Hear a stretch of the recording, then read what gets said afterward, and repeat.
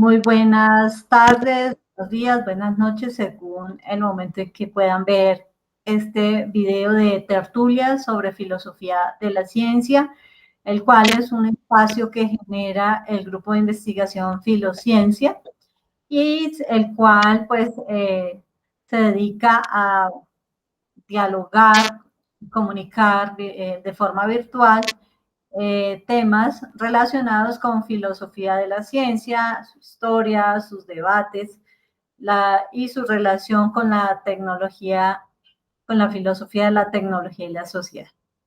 Esta es una actividad de extensión del grupo de investigación Filociencia. ¿Cómo participar? Mediante exposiciones, diálogos y debates alrededor de documentos leídos previamente por los participantes para informar, sensibilizar y difundir este campo de conocimientos al público en general que pueda estar interesado. Quienes quieran seguirnos a través del canal de YouTube pueden entonces ingresar a https://www.youtube.com/tertulias_filociencia/videos. También, si quieren ingresar a este espacio, pues es todos los jueves en horario de 6 a 8 p.m. hora colombiana. Y también, si desean mayor información, pueden escribir a los correos lochoar@unbosque.edu.co o al correo bastidasastrid@gmail.com.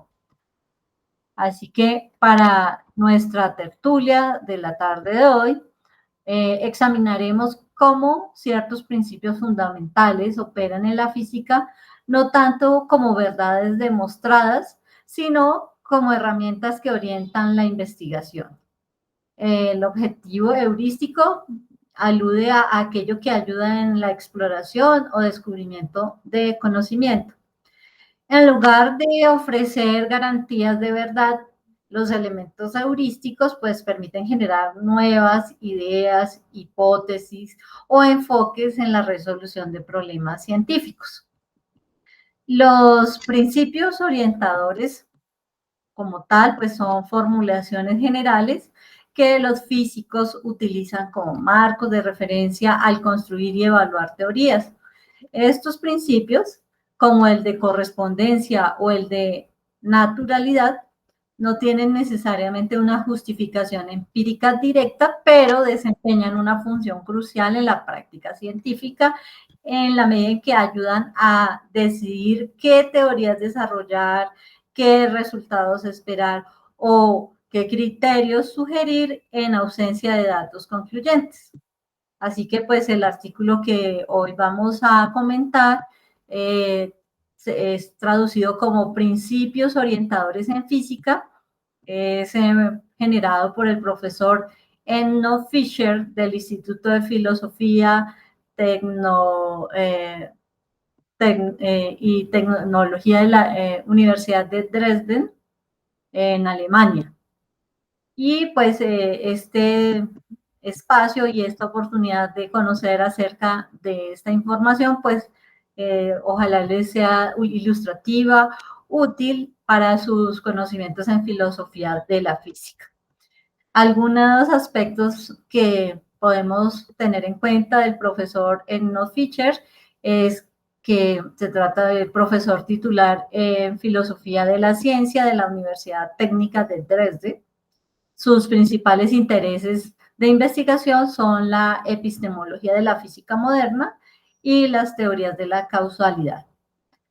Antes de 2024 y de ser profesor en Dresde, fue investigador postdoctoral en la Cátedra de Filosofía e Historia de la Ciencia de la Universidad de Bochum, en la colaboración de investigación en el tema de la epistemología del gran colisionador de hadrones de la Universidad de Wuppertal y previamente realizó un doctorado con el grupo de formación en investigación, integración de la ética y la epistemología de la investigación científica del Instituto de Filosofía de Hannover. Y también pues estudió física y filosofía en Gotinga y Cambridge. Este texto, como ya se mencionó, pues explora el papel de los principios científicos en el desarrollo teórico de la física, especialmente en contextos donde los datos empíricos son limitados. Así que a continuación, nuestro colega Luis Francisco hará un desarrollo mucho más específico al respecto. Entonces tienes la palabra. Bien, muchas gracias, Astrid. Básicamente, tenemos que decir que el trabajo que vamos a presentar tiene que ver con un artículo que fue publicado por Eno Fisher en el año 2024. Fue recibido el 21 de junio de 2024, aceptado el 12 de noviembre de 2024 y fue publicado en línea el 5 de diciembre de 2024. Se llama Guiding Principles in Physics, el título original. He traducido el artículo, es un artículo de filosofía de la física. Indudablemente es un artículo bastante erudito, muy especializado y muy técnico en filosofía de la física. Y pues hemos tenido la oportunidad de estudiarlo detalladamente en la medida que fue siendo traducido y después en un doble estudio posterior con el propósito de tener los elementos fundamentales de lo que contiene el artículo. Vale decir, ampliando un poco más lo que ya Astrid nos dijo, que el profesor Eno Fisher es un filósofo de la ciencia contemporáneo que está asociado al Instituto para la Filosofía de la Universidad Técnica de Dresden, en Alemania, y su trabajo se sitúa en la intersección entre la filosofía y la física teórica, con especial énfasis en la epistemología de las ciencias fundamentales, como la física de partículas y la gravedad cuántica. Fisher ha centrado buena parte de su investigación en el papel de los principios orientadores en el desarrollo teórico, explorando cómo estos principios funcionan tanto como herramientas heurísticas, es decir, para la búsqueda de caminos que generen procesos de investigación con resultados que sean positivos, que sean exitosos, como afirmaciones provisionales sobre la naturaleza. Su enfoque destaca por integrar el análisis filosófico riguroso con un conocimiento profundo de los marcos físicos contemporáneos, contribuyendo a debates clave sobre la legitimidad y la función de conceptos como la naturalidad, la renormalizabilidad y la correspondencia entre teorías. Además de sus publicaciones en revistas académicas de alto impacto, Fisher participa activamente en discusiones metodológicas sobre la racionalidad científica en contextos de baja confirmación empírica, o sea, de física teórica, consolidándose como una figura influyente en la filosofía de la ciencia del siglo XXI, principalmente en el campo de la física de las altas energías. Teniendo en cuenta esto, y haciendo un gran esfuerzo, porque yo tampoco soy experto en física, pero por supuesto conozco componentes de la filosofía de la física. Eh, Vamos a hacer una presentación lo más cercana al público en general que esté interesado en los problemas de la filosofía de la ciencia, en este caso en un campo específico de una filosofía regional como la filosofía de la física. Podemos decir que los principios orientadores en la física, en el documento, el profesor Fisher señala en la introducción que en el contexto de la física teórica contemporánea, donde la escasez de datos empíricos impone límites a la validación experimental de muchas propuestas, pues ha surgido un interés profundo en los fundamentos que orientan la construcción teórica. Y esto es importante explicarlo porque, de hecho, las teorías de punta en la física actual, en la física teórica, están dadas por modelos matemáticos que en muchos casos las derivaciones experimentales que se pudieran tener todavía no son posibles porque no existen las infraestructuras de tipo tecnológico que pudieran poder desarrollar y resolver desde el punto de vista empírico las propuestas de los modelos matemáticos de las teorías más avanzadas de punta en física teórica. Uno de estos fundamentos para el caso de la física teórica, según el filósofo de la ciencia Fisher, son los principios orientadores, los llamados principios orientadores. En su artículo, que es el que estamos trabajando en este momento, publicado en el European Journal for Philosophy of Science de 2024, pues titulado Principios Orientadores de la Física en español, Fisher no solo analiza su papel, sino que redefine la naturaleza de estos principios y ofrece un marco para su evaluación. El objetivo de esta presentación que estamos haciendo en el canal Tertulia sobre filosofía de la ciencia es presentar de forma detallada y estructurada las ideas principales del artículo, evaluando su alcance teórico, los aportes heurísticos y las posibles implicaciones en el desarrollo de la física teórica actual. Para ello, se va a dividir la exposición en secciones que siguen la misma lógica argumentativa del autor.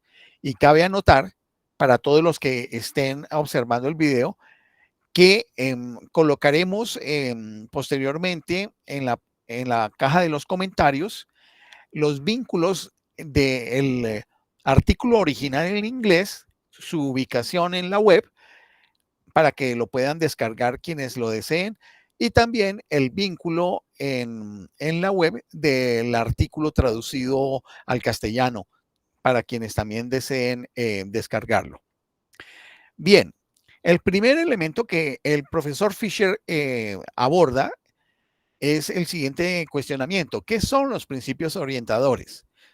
Aquí vamos a intentar entonces dar una explicación lo más llana posible para poder dar conocimiento de a qué se refiere el profesor Fisher con los principios orientadores.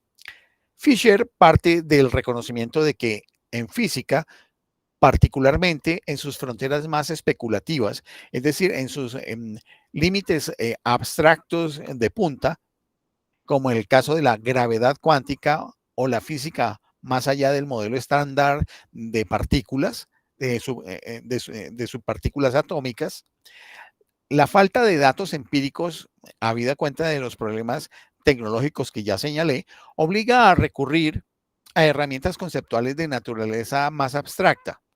Entre ellas destaca los principios orientadores, entendidos como enunciados que integran simultáneamente dos aspectos. Uno, las afirmaciones descriptivas, entendidas estas como características de los principios de la naturaleza, que son como especies de axiomas que se asumen que poseen o caracterizan el mundo de la naturaleza, la realidad de la naturaleza. Y dos, unas directrices de acción para la investigación, que son propias de los principios de acción epistémica que deben tener en cuenta los investigadores del campo de la física. Esta doble funcionalidad de las afirmaciones descriptivas de los principios de la naturaleza y de las directrices de acción para la investigación como principios de acción epistémica distingue a los principios orientadores tanto de leyes empíricas como de simples criterios metodológicos. O sea que son distintos a las leyes y a los criterios metodológicos. Estos principios no se limitan a describir el mundo físico ni a sugerir pasos para su estudio. En este caso hacen ambas cosas simultáneamente, guiando la construcción teórica a partir de suposiciones, es decir, conjeturas sobre cómo es la estructura del universo. En una segunda instancia, el profesor Fisher cita dos ejemplos de estos principios. Tenemos uno como el principio de correspondencia y dos, el principio de naturalidad. Fisher ilustra su propuesta mediante el análisis de dos casos paradigmáticos. Miremos pues, El principio de correspondencia, con raíces en la obra del físico Niels Bohr al principio del siglo XX, el principio de correspondencia establece que una nueva teoría, en este caso como la mecánica cuántica, debe coincidir con la antigua teoría, entiéndase la mecánica clásica de Newton, en el límite en que esta última, la mecánica clásica, ha demostrado que ha sido eficaz, históricamente hablando, y empírica e históricamente hablando, vale decirlo. Esta exigencia ha tomado múltiples formas, desde la correspondencia numérica de resultados, como es el caso de las frecuencias de radiación, hasta formas más abstractas como la correspondencia conceptual entre teorías. Existe también el principio generalizado de correspondencia, extendido más allá de la mecánica cuántica. Propone que toda nueva teoría debe recuperar a su predecesora en los límites apropiados, o sea que debe contener a su predecesora. Se convierte así en un patrón heurístico para diseñar nuevas teorías, aportando consistencia interteórica. Tenemos un segundo principio que, que, que coexiste con el de correspondencia, que es el principio de naturalidad. Este principio ha sido crucial en física de altas energías. Plantea que los parámetros de una teoría no deberían requerir ajustes finos extremos, lo que los físicos llaman fine tuning, para explicar los fenómenos físicos. Si tal ajuste se necesita, se sospecha que falta alguna física que aún no ha sido descubierta. Aplicado esto al bosón de Higgs, por ejemplo, el principio de naturalidad ha guiado la búsqueda de teorías que eviten estas cancelaciones matemáticamente artificiales, como la supersimetría o el Technicolor, que tienen que ver con procesos técnicos dentro de la investigación de la física experimental y que se tienen en cuenta en la física teórica. Aunque poderoso como guía, ha sido objeto de intensas críticas, especialmente tras la ausencia de una nueva física en los experimentos del Gran Colisionador de Hadrones, que fue el que en el año 2012 permitió la evidencia empírica de la existencia del bosón de Higgs. Ambos ejemplos presentan tres rasgos claves de los principios orientadores. Uno, que hay una formulación vaga o una formulación múltiple, lo que dificulta su precisión. Otro, que hay un estatus evidencial débil, claro, porque los principios orientadores se mueven en el marco de las teorías, en el marco de las abstracciones. Y tres, pues la evaluación desde las teorías que aún no están confirmadas. ¿Por qué? Porque carecen de evidencia empírica. Un tercer elemento en toda la exposición del profesor Fisher se refiere al valor heurístico y epistémico de los principios orientadores. En esta parte, Fisher discute qué hace que un principio orientador sea bueno, cómo se califica que es bueno, que permite salidas, que permite caminos. Aunque estos principios pueden carecer de evidencia directa, ya lo hemos dicho, y precisión conceptual, también lo hemos señalado, su valor reside en su capacidad para generar nuevas ideas y teorías, y allí está el carácter de su heurística. Incluso cuando fallan como descripciones exactas de la realidad, pueden funcionar como puntos de partida productivos para explorar territorios aún desconocidos. Y esa es la función heurística de los principios orientadores. Se señala que etiquetarlos como orientadores permite protegerlos de críticas prematuras.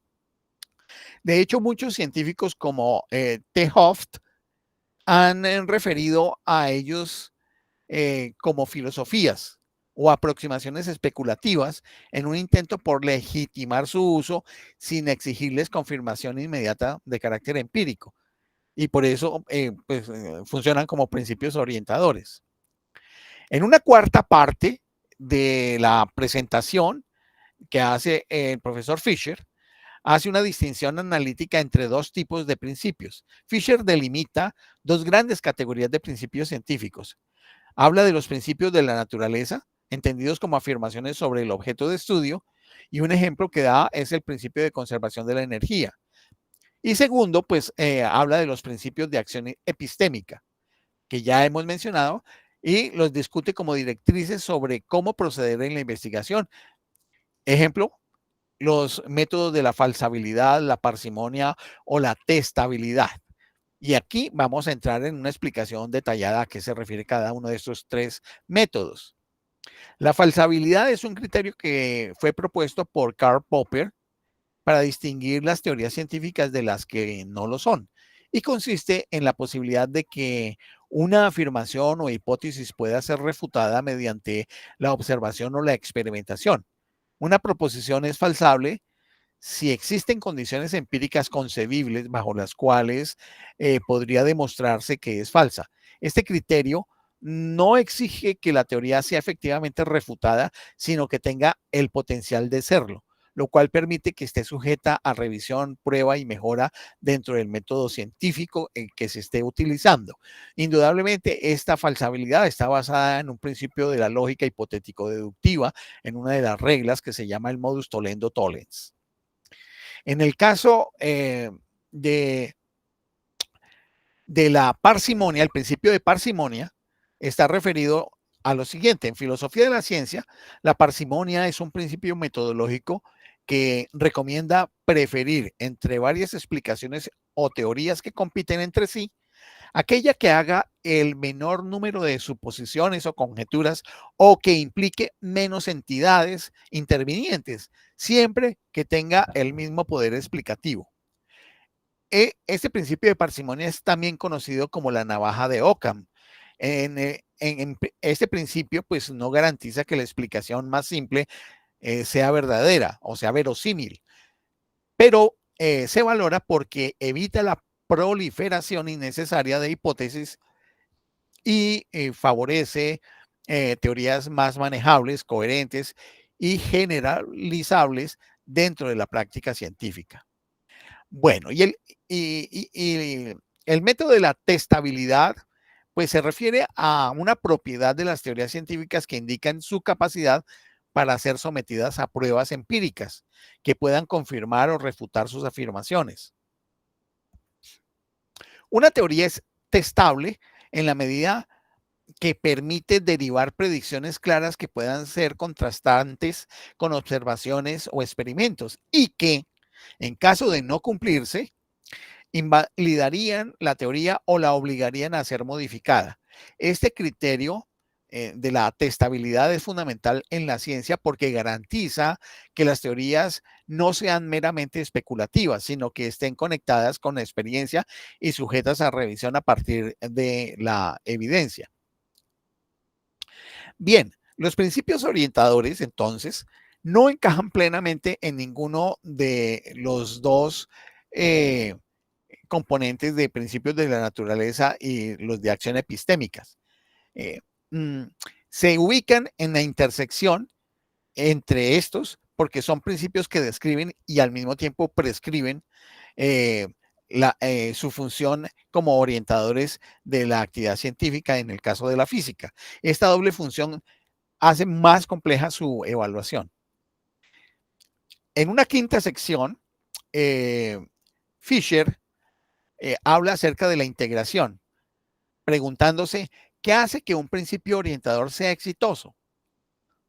El autor pues argumenta que un principio orientador es exitoso si cumple dos condiciones. Primero, si tiene plausibilidad descriptiva inicial. ¿Esto qué significa? Pues no puede basarse en meras suposiciones arbitrarias. Debe referirse al objeto de estudio con cierto grado de adecuación, aun cuando aún no pueda ser confirmado empíricamente. Y dos, pues ofrece utilidad epistémica contextual. Debe guiarse eficazmente para el proceso de la investigación, proporcionando restricciones significativas o sugerencias fértiles para la emergencia de nuevas teorías. Un principio puede fallar si sus sugerencias son demasiado vagas, que es uno de los problemas que ya se señaló al principio. Sus restricciones demasiado laxas, es decir, no establece unas limitaciones específicas del quehacer investigativo, o son al contrario excesivamente estrictas, de tal manera que cortan cualquier posibilidad de acción del investigador. En una sexta parte del artículo, Fisher hace una revisión de ejemplos bajo el marco dual. Para el caso del principio de correspondencia, la función dual señala que es evidente, porque por un lado es descriptiva, es decir, propone una continuidad entre teorías. Esto puede evaluarse como verdadero o como falso. Y al mismo tiempo es prescriptiva, ya que actúa como criterio de aceptación de nuevas teorías, como cuando se rechaza una teoría por no recuperar a su predecesora en el límite clásico. En ese carácter descriptivo y prescriptivo es fundamental, porque en el primer caso lo que hace es señalar, enumerar cómo está el estado de cosas de la continuidad entre las teorías. Y en el caso prescriptivo, pues actúa como un criterio normatizador o reglamentador para la aceptación de una nueva teoría. Fisher trae a colación el caso del spin del electrón, es decir, de la dirección de la rotación de un electrón sobre sí mismo, que desafió las intuiciones que en su momento Niels Bohr había planteado, y muestra los límites descriptivos del principio, mientras que su uso en la cuantización y derivación de reglas de transición ilustra su valor heurístico dentro del campo de la filosofía de la microfísica. Tenemos dentro de entonces esta revisión de los ejemplos bajo el marco dual, el segundo principio, que es el principio de la naturalidad. Aquí también cumple una doble función. Por un lado, esta es descriptiva, como en el caso del principio de correspondencia. En el principio de naturalidades también es descriptiva, ya que sostiene que las teorías deben reflejar la autonomía de las escalas físicas en relación con todo lo que son los sistemas de medición. Pero también es prescriptiva, ya que impone unos límites al ajuste fino permitido para que las mediciones y los ajustes de teoría con respecto a las mediciones sean lo más preciso posibles. Las críticas que recibe este principio de naturalidad muestran que ambas funciones son atacables por separado. Y bueno, y no solamente sería para el principio de naturalidad, sino también para el principio de correspondencia.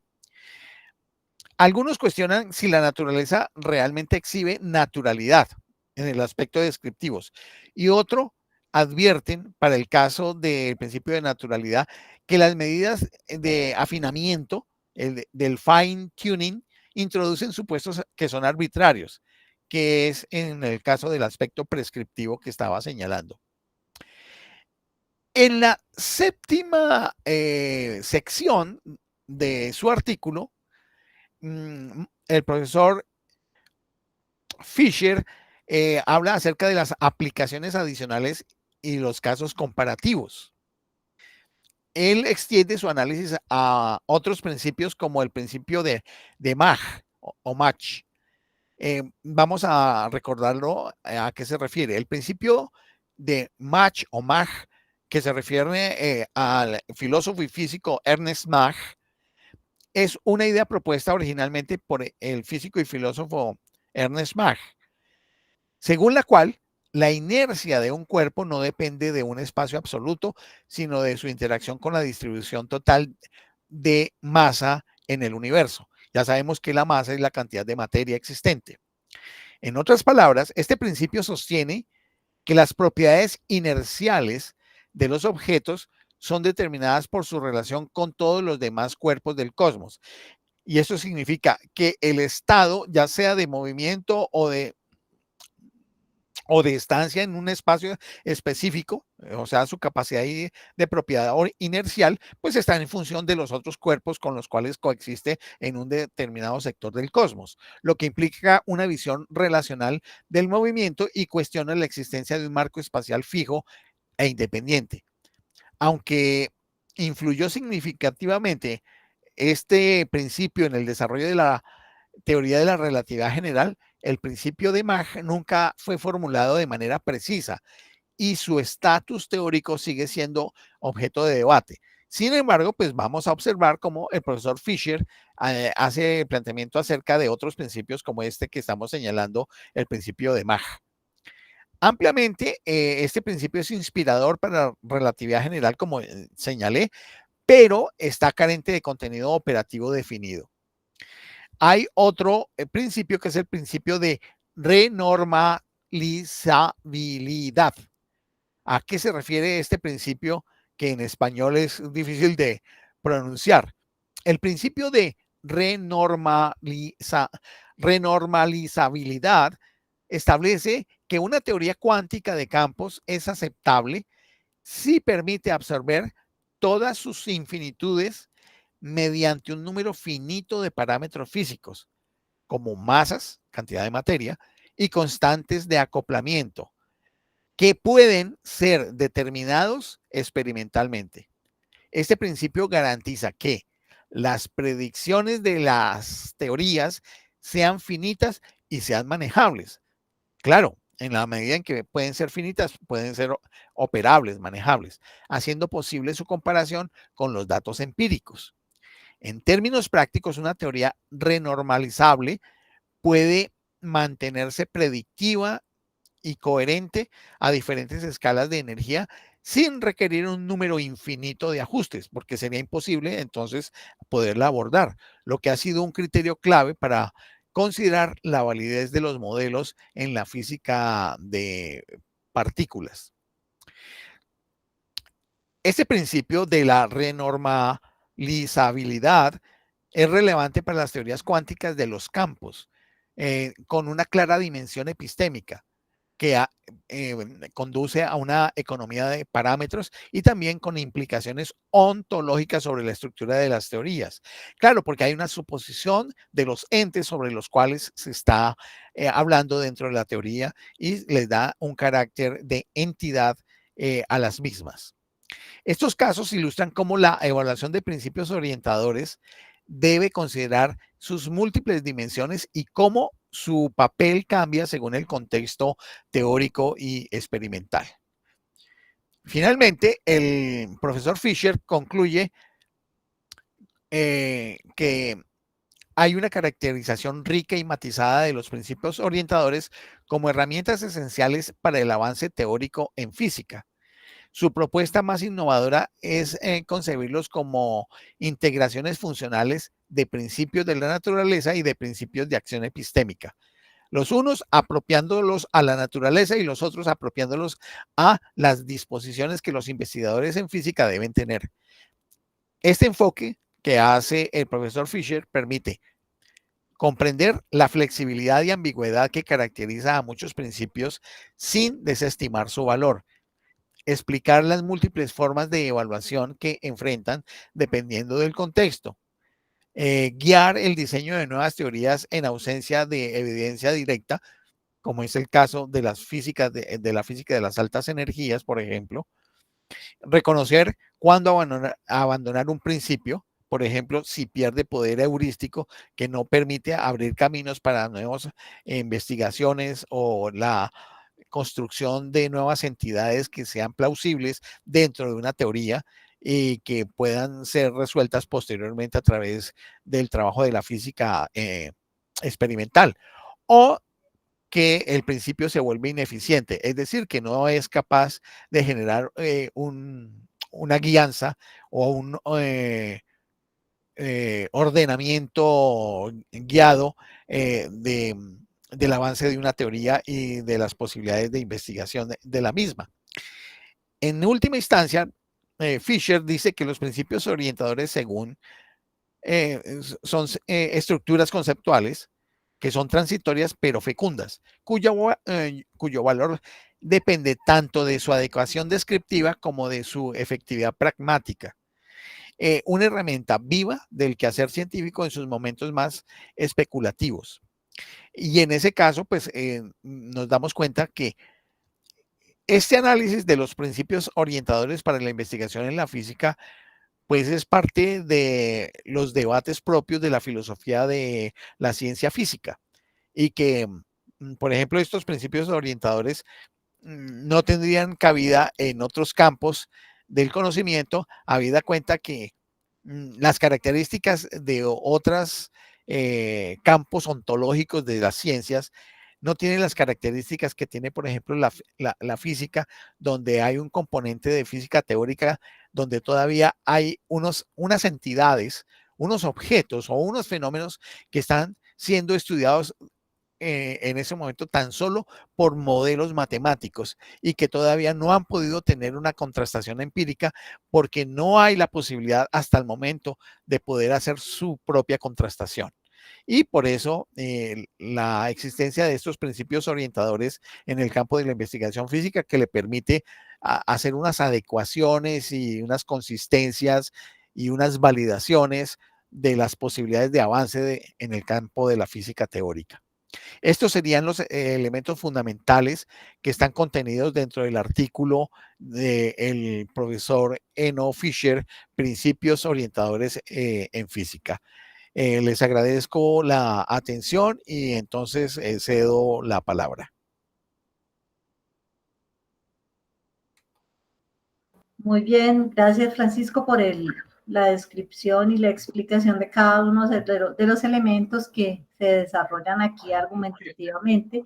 Y es interesante también ver cómo hay una serie de dificultades también de orden, pues, epistémicos y de orden, digamos, empírico, para poder hacer que estas teorías nos permitan comprender o poder tener un acercamiento lo más preciso posible a los fenómenos sobre los cuales se está haciendo esta, digamos, como esta revisión.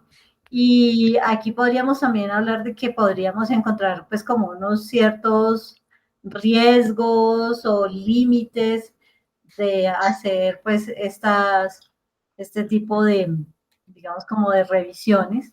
Y es el hecho de que, por ejemplo, con respecto a los fenómenos de la naturaleza o la observación directa o empírica sobre fenómenos de la naturaleza, necesariamente hay que hacer pues unos supuestos, ¿no? Una de base ontológico para asumir cómo es que funciona, en el caso precisamente aquí de temas de la física, cómo es que funcionan esos patrones, ¿no?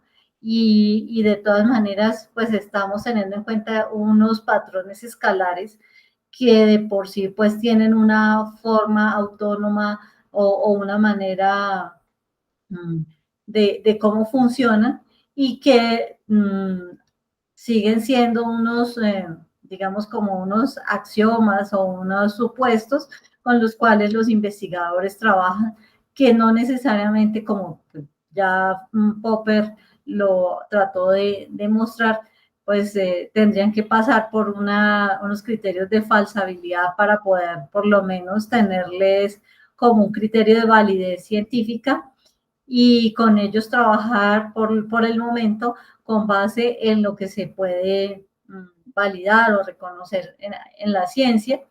Y esto hace que funcionen pues como con cierto dominio de falla o con cierta situación que necesita ser ajustado en el proceso mismo, que pues para ellos es que se han ido creando estos principios para abordarlos por lo menos de una manera factible, a sabiendo de que la ciencia pues tiene estas características de falibilidad y tener también en cuenta que otro de los riesgos o sesgos, para llamarlos de alguna manera, es que los físicos, para poder hacer que se ajusten los datos o se ajusten las escalas o se ajuste, tendrían que de alguna manera forzar o hacer ajustes de las teorías para cumplir con ciertos principios con los cuales trabajar. Y esto pues ayudar a que con ello, pues que esos mismos principios como los que se han mencionado aquí, como el de la correspondencia, apliquen a estos nuevos problemas o incluso cuando no correspondan, pues intentar dar la menor cantidad de fallas que se puedan presentar en la prueba empírica. Sin embargo, pues también es de ventaja el que se convierten en una guía, esos son principios orientadores y que con ello pues pueden llevar a generar pues explicaciones lo más plausibles posible y que con ellos por eso entonces convertirlos en herramientas orientadoras, pero sin convertirlo con eso en algo que sea ya lo terminado, lo acabado. Entonces, como ya lo ibas mencionando, pues genera como esa doble vía. Una, el hecho de que permiten ser organizadores u orientadores, pero también teniendo en cuenta que dentro de ello, pues hay todavía riesgos sobre cómo enunciar que esto sería una teoría eh, final. Sí, sí, es cierto lo que señalas y eso me hace acordar de alguna tertulia que hicimos hace como unos 2 o 3 años en relación a los fundamentos matemáticos de las teorías físicas. No recuerdo exactamente el nombre de la autora, era una filósofa de la física, creo que alemana, que señalaba que habida cuenta de los avances de la física teórica y de las dificultades tecnológicas en el caso de la física experimental, que deberían reevaluarse los criterios de validación y de aceptación como teorías científicas de los componentes de las principales teorías que no tienen fundamento teórico, pero que tienen una validación matemática en términos de justificación, elegancia y pulcritud matemática. Había el debate en ese momento de la necesidad de todas maneras de buscar siempre que hubiese una contrastación empírica de todo tipo de teoría, porque nadie garantiza que un modelo matemático, por muy sofisticado, elegante y que tenga belleza matemática, como lo dicen muchos de los físicos teóricos, pueda ser plausible y que realmente explique cómo funciona el mundo. Eh, Muchos de los filósofos de la ciencia basados en el realismo dicen que ese tipo de construccionismo matemático no es suficiente para poder validar una teoría que explique supuestamente el funcionamiento del universo y que en ese sentido se requieren elementos de contrastación empírica.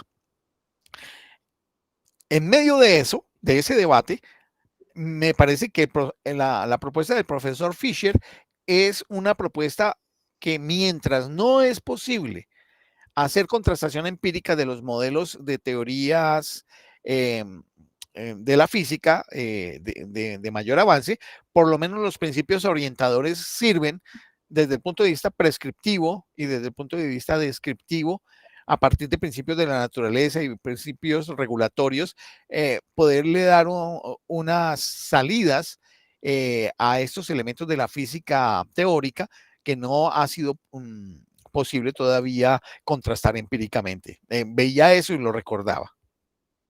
Claro que sí. No sé si Armando quieras hacer algún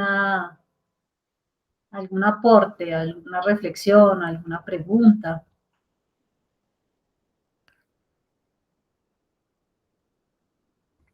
Bueno, Hola, hola, Armando. buenas. bueno, no, pues muchas gracias por por toda la explicación.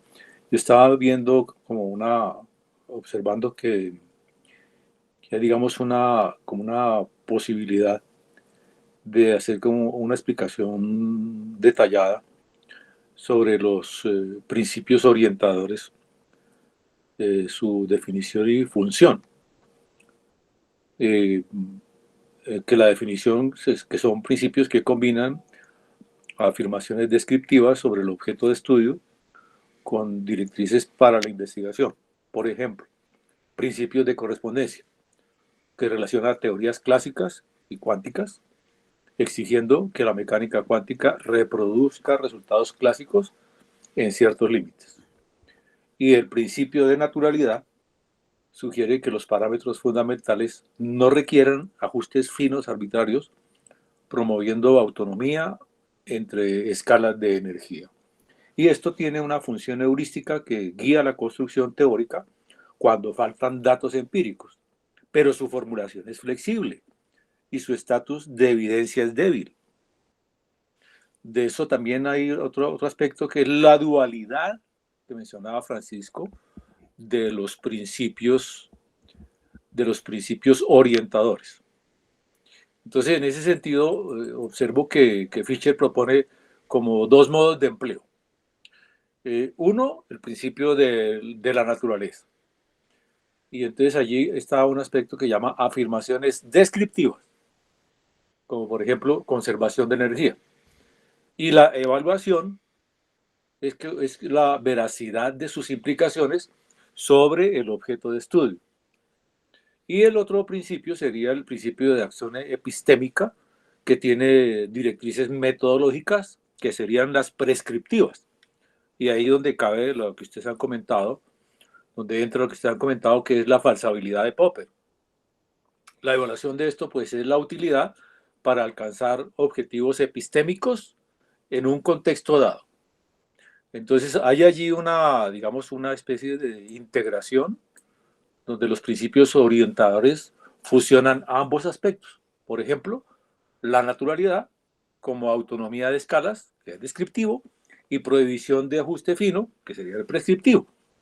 El ejemplo clave en esto es como que los principios de correspondencia tienen aspectos prescriptivos que afirman relaciones entre teorías clásicas y cuánticas, y el aspecto prescriptivo que guía la construcción de nuevas teorías. Por ejemplo, la regla de cuantización de Born. A estas hay unas críticas que son la ambigüedad en su aplicación. El ejemplo que hay es el spin del electrón que no tiene un análogo clásico. De esto, digamos, tenemos que principio de correspondencia, principio de naturalidad, que sería el aspecto descriptivo también, autonomía entre escalas de energía, y el aspecto prescriptivo, que restringe teorías con ajustes finos. Por ejemplo, la masa de Higgs. La crítica también allí es que si falta evidencia empírica el ladrón, el multiplicador, el ladrón, el aparato famoso, no recuerdo el nombre, medidas de ajuste fino que son consideradas arbitrarias. Entonces aquí el documento también sugiere una evaluación de principios orientadores, y los principios orientadores están basados, digamos, tienen criterios de plausibilidad inicial que deben tener una base descriptiva creíble, y el segundo punto sería una utilidad contextual que deben responder a necesidades epistémicas del investigador. Eso tiene limitaciones, que son formulaciones vagas, por ejemplo, múltiples versiones de naturalidad y dependencia de teorías no confirmadas.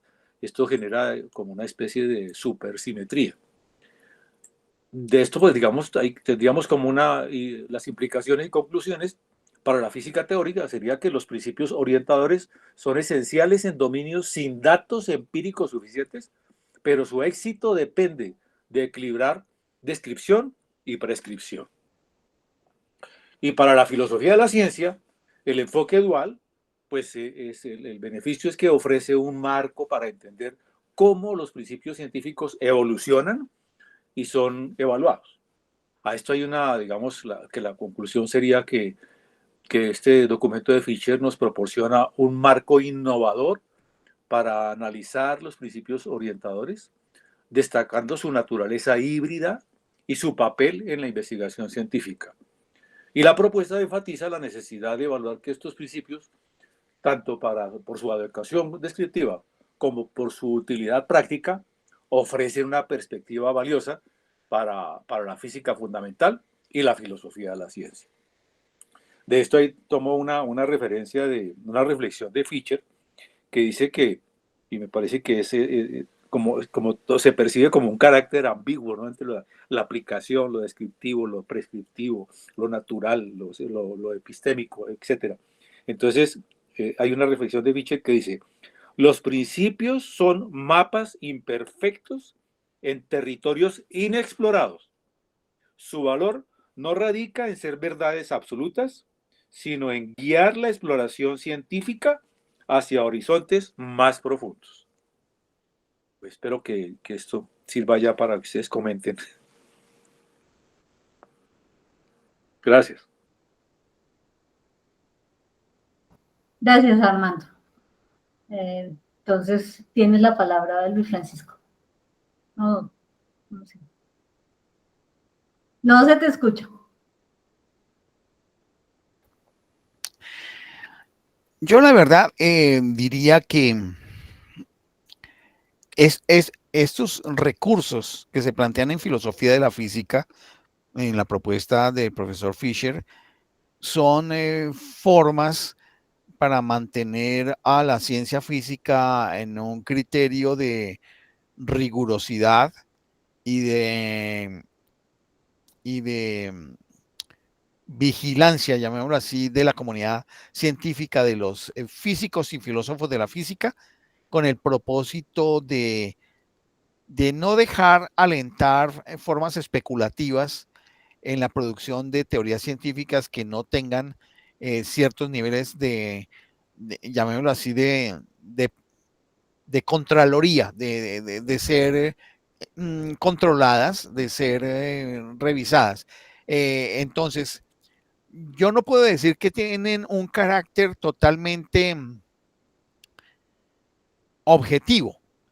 Es decir, no toda la comunidad de filósofos de la física ni de los físicos tienen en cuenta estos elementos. Recordemos que los físicos profesionales difícilmente la comunidad en conjunto reflexiona filosóficamente sobre su trabajo empírico o sobre su trabajo teórico, cuando estamos hablando de físicos teóricos o de físicos experimentales, aunque los físicos teóricos pueden hacer algún tipo de reflexión filosófica. Son pocos los que se dedican a ellos, sino que están dedicados a su modelación matemática y a sus análisis matemáticos. Entonces, la promulgación de este tipo de principios son propuestas que una parte de la comunidad de físicos y filósofos de la física tienen, pero por su propia naturaleza, como lo señalaba ya Armando,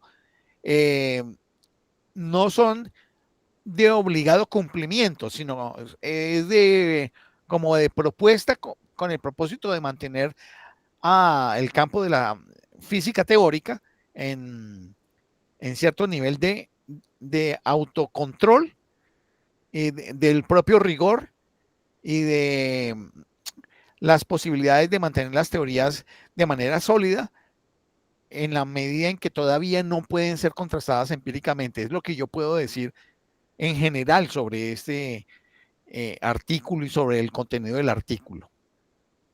Respuestas más detalladas y específicas me sería un poco difícil, porque claro, no soy físico y tampoco soy filósofo de la física, a pesar de que tengo una cultura general sobre filosofía de la física. Entonces, no intentaría profundizar más allá porque son terrenos muy especializados de los cuales habrá cosas que desconozco. Eso es lo que podría decir en este momento, Astrid.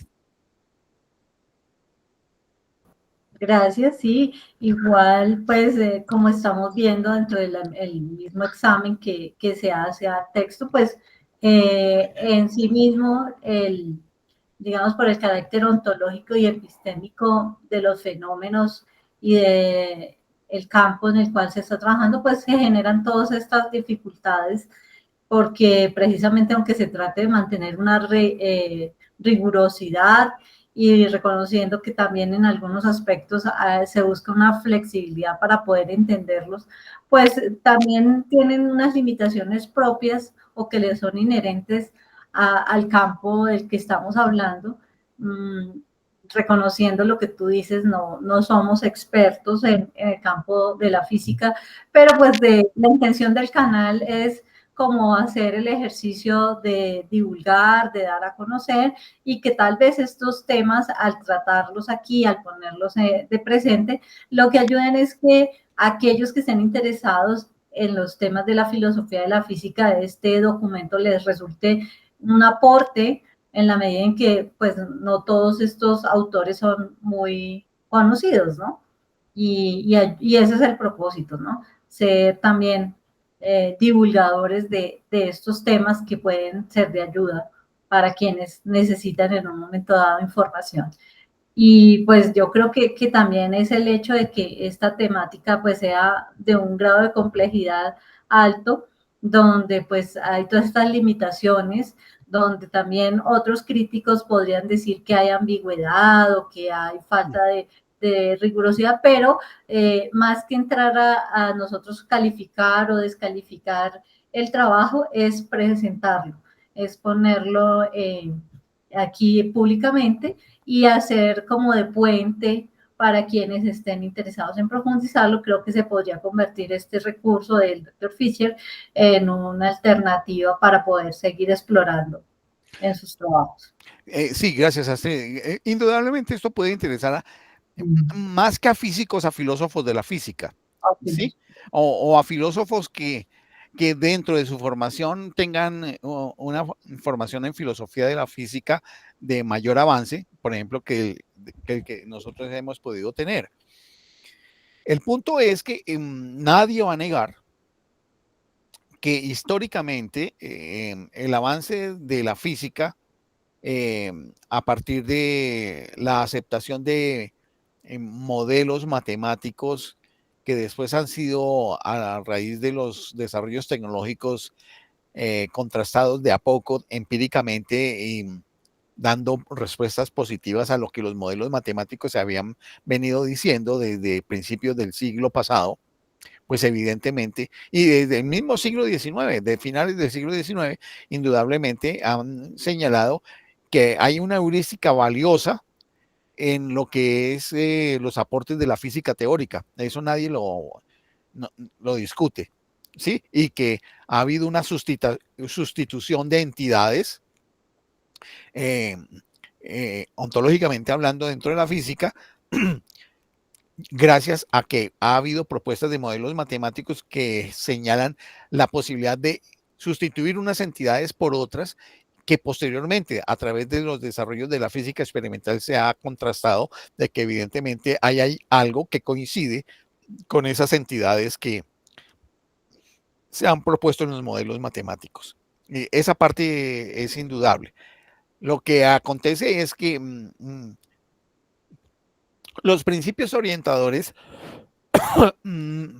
son, digámoslo así, como componentes de la ontología histórica de la filosofía de la física. Hoy por hoy, estos principios orientadores, de los cuales habla el profesor Fisher, podríamos decir que tienen que ver con la ontología histórica epocal del siglo XXI de la filosofía de la física. Y que hoy por hoy él los propone con el propósito de ilustrar a los filósofos de la física e inclusive a los físicos, tanto teóricos como experimentales, para señalar las vías de explicación de las teorías abstractas de la física que aún no tienen contrastación empírica, con el propósito de continuar la investigación en términos de modelos teórico-matemáticos y en los términos de también poder orientar en la medida en que avance la tecnología, cómo orientar el proceso de contrastación desde el modelo teórico al modelo experimental. Es lo que yo observo. Entonces, si lo traemos a esta concepción de las ontologías históricas de las ciencias, en el caso de la física, estos son componentes, llamémoslo así, orientadores de la filosofía de la física teórica epocal, de esta época. Es posible que en 40 o 50 años estos principios orientadores ya no nos sirvan, y necesitemos otro tipo de principios para otros desarrollos. Y en ese sentido, Hacking como Foucault en su momento tuvieron mucha razón cuando había cierto tipo de emergencias de entidades y de reglas para observar las entidades o para calificar las entidades que la comunidad científica del momento asumía con el propósito de que se generara conocimiento científico y regularización dentro de los procesos de investigación en una ciencia determinada.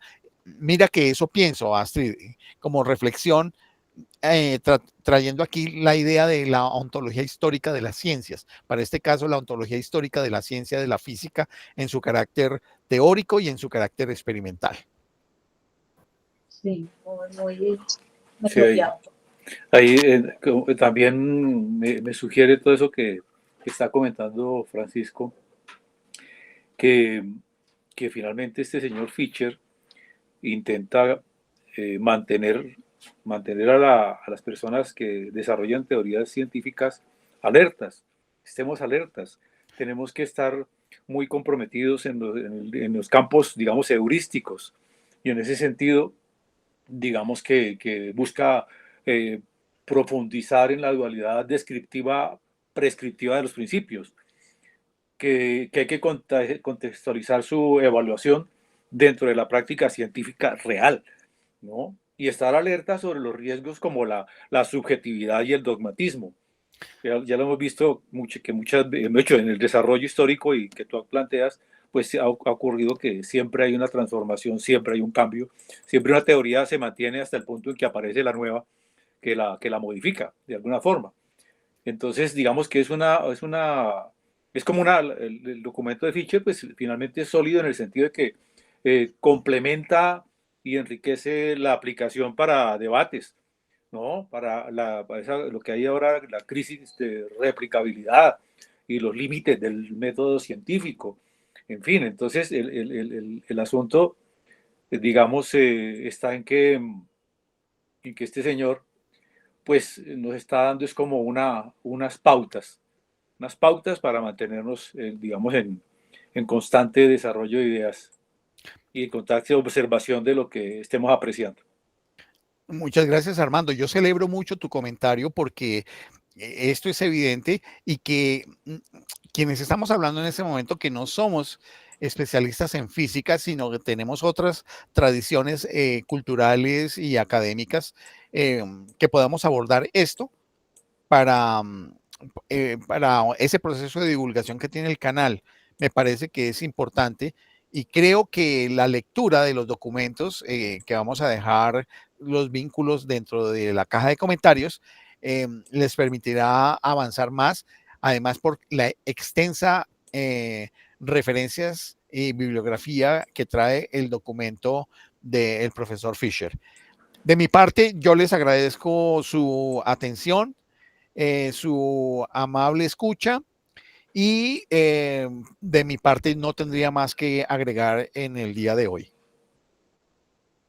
Muy bien, pues muchas gracias a Armando, muchas gracias a Francisco y esperamos pues que este video sea de aporte para los que lo vean. Bueno, muchas gracias y feliz día, noche.